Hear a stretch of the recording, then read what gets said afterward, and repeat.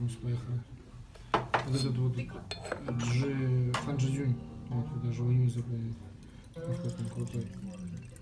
И это пень модифицированный. Превратился в чайник. Вообще это тыква-пень.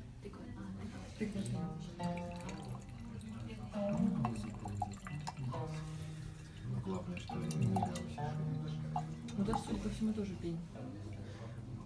Не сиши, а это самое, какого шипя.